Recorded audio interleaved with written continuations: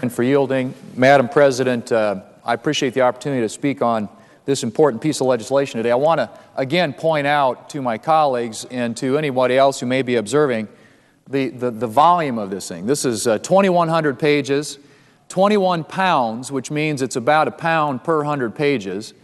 It's $1.2 billion per page, $6.8 million per word, creates 70 new government programs, and gives the Secretary of Health and Human Services over 1,700 incidences in this bill, the opportunity to create, define, and determine things in this bill.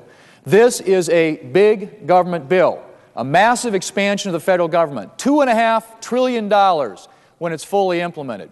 Now, of course, to pay for all the things that are in this bill, not only those that are intended, but also the unintended consequences of this bill, you've got to have some revenue. Well, where do we get the revenue?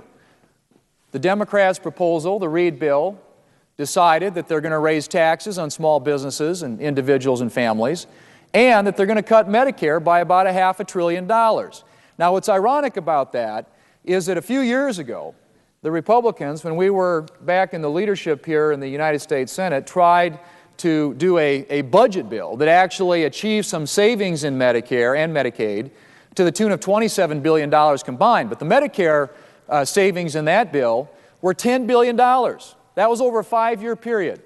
$2 billion a year. And I want to remind some of my colleagues on the other side about comments they made about that. The Senate Majority Leader at the time, bear in mind, Madam President, this is to reduce Medicare by $2 billion per year, $10 billion over 5. The Majority Leader said, unfortunately, the Republican budget is an immoral document. Senator from West Virginia, this proposed budget would be a moral disaster of monumental proportion. A couple of other of my colleagues here in the Senate, Senator from Michigan, people who rely on Medicare and Medicaid are going to be hurt by this bill. Senator from Wisconsin, irresponsible and cruel budget. I urge my colleagues to reject this bill. And the former senator from New York, Senator Clinton at the time said, this bill slashes, Madam President, $6.4 billion from Medicare over the next 5 years. It actually was $10 billion. But my point very simply is this. $10 billion over 5 years, $2 billion a year. And these are the statements, the overstatements about the impact that $2 billion a year in Medicare reductions we're going to have on people in this country. And we're talking about $500 billion in Medicare cuts. Now, where do they come from? $118 billion comes from Medicare Advantage, which now we have about 11 million Americans who are impacted by Medicare Advantage. Every state has seniors who have subscribed to Medicare Advantage programs whose benefits are going to be cut if this bill is enacted. You get it out of hospitals, $135 billion in reductions in reimbursements to hospitals, $15 billion in reductions to nursing homes, in reimbursements to nursing homes, $40 billion in reductions to home health agencies, and $8 billion in reductions to hospices. These are all the ways that this $2.5 trillion expansion of the federal government is paid for, and I didn't even get into the tax cuts, which will be a debate for another day.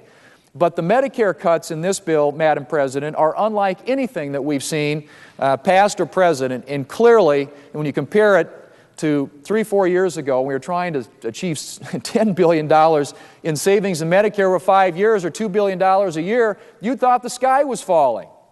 And so here we are trying to pay for a $2.5 trillion expansion of the federal government by cutting $500 billion out of Medicare.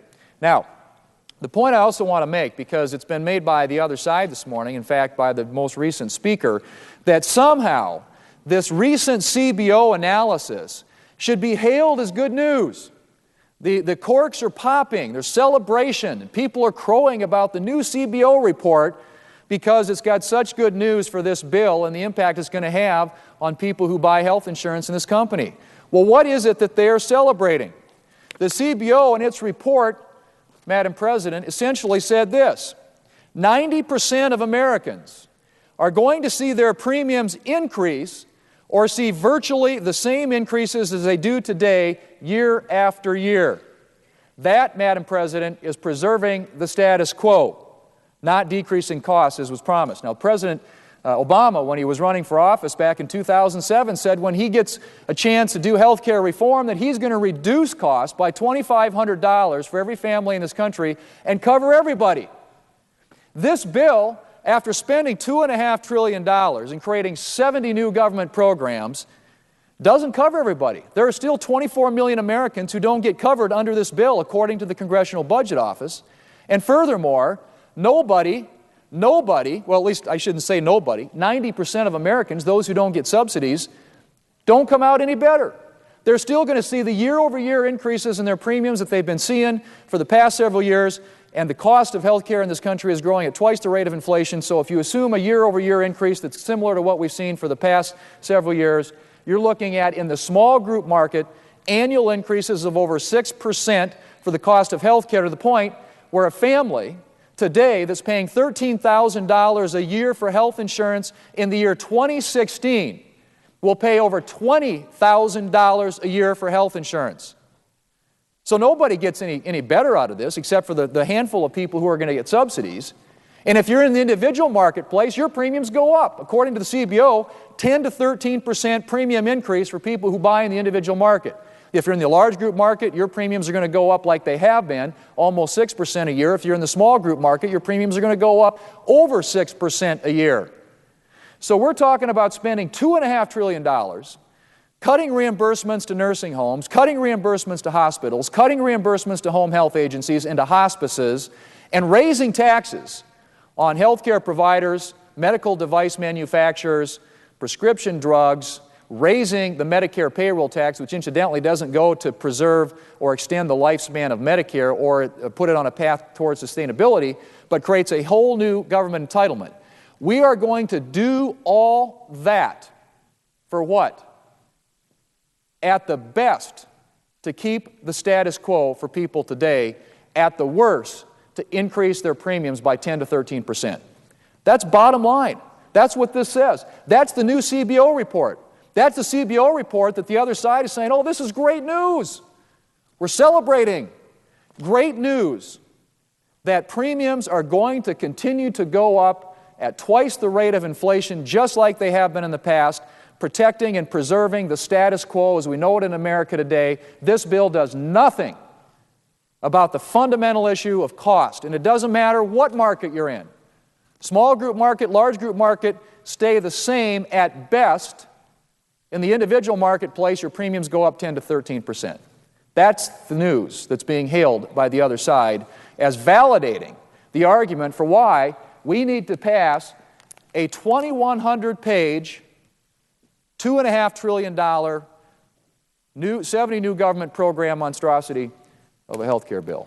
So, Madam President, not only are we here today, we're going to have a vote later on this Medicare amendment. Senator McCain has an amendment that would recommit this bill basically to take the Medicare cuts out of it. And I hope all my colleagues vote for it. Because it doesn't, they're arguing it doesn't cut Medicare. I mean, how can you say that? How can you with a straight face say that you're going to find $500 billion to pay for this bill out of Medicare and say it doesn't cut Medicare? Of course it cuts Medicare. Of course it raises taxes. You can't finance $2.5 trillion of new spending unless you find a way to finance it. And the way that they've chosen to finance it is to hit seniors squarely between the eyes and to cut reimbursements to the providers out there all across this country who are dealing with the very serious health needs that our senior citizens experience. Now, in my state of South Dakota, we have a lot of people who, of course, are employed in the healthcare industry, as I think is true in every state in this country, but even nursing homes. I mean, small towns in South Dakota, nursing home employment, you're talking about almost 6,000 employees. You're going to take $15 billion out of nursing homes, $40 billion out of home health agencies, $135 billion out of hospitals. What we're talking about, Madam President, are huge reductions in Medicare, unlike anything we've seen. And as I said, to put it in perspective, a few short years ago, when we were in the majority in a budget, tried to reduce Medicare by $10 billion over a 5-year period, it was referred to as immoral, as a monumental disaster, as cruel. $10 billion over 5 years. This has $500 billion in Medicare cuts, Medicare Advantage and providers. Madam President, I hope my colleagues will support the McCain amendment, and I yield the floor.